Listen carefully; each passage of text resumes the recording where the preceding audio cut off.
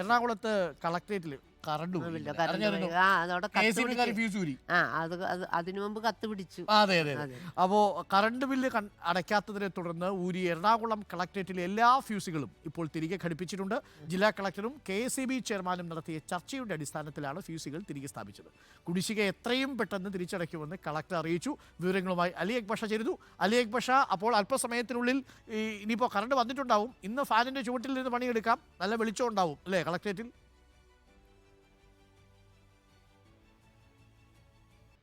തീർച്ചയായും അരുൺ, ഇന്നലെയാണ് 42 ലക്ഷം രൂപ കുടിശ്ശിക വരുത്തിയതിനെ തുടർന്ന് KSEB എറണാകുളം കളക്ടറേറ്റിലെ ഫ്യൂസ് ഊരിയ സാഹചര്യം ഉണ്ടായത്. 14 ഓഫീസുകളിലെ ഫ്യൂസ് ആയിരുന്നു ഊരിയത്.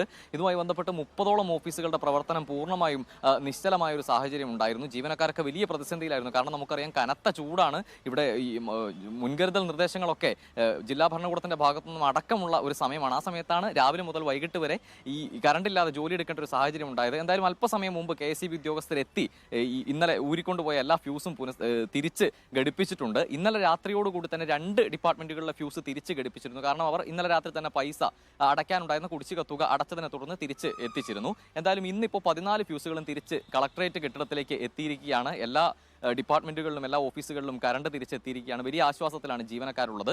ഇന്നലെ തന്നെ കളക്ടർ പ്രതികരിച്ചപ്പോൾ പറഞ്ഞിരുന്നു, KSEB ചെയർമാനുമായി ചർച്ച നടത്തി എത്രയും വേഗം പരിഹാരം കാണുമെന്ന്.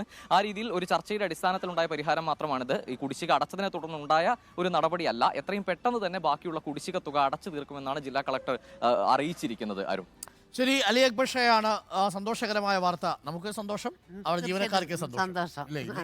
ഇവിടുത്തെ ഫാനില്ലാതെ എത്ര ബുദ്ധിമുട്ട്. അത് ലൈറ്റ് കാണത്തില്ലല്ലോ. ഫാൻ ഇട്ടാൽ തന്നെ ഇരിക്കാൻ പറ്റാത്തൊരവസ്ഥയാണ്. അപ്പോഴാണ്, പക്ഷെ തമാശ അതല്ല, സർക്കാർ ഓഫീസാണ്. 42 ലക്ഷം രൂപ KSEB അടയ്ക്കാനുണ്ട്. KSEB കറണ്ടൊക്കെ കൃത്യമായിട്ട് അടയ്ക്കുന്നു. ഞങ്ങളെല്ലാം കൃത്യമായിട്ട് അടയ്ക്കുന്നുണ്ട്.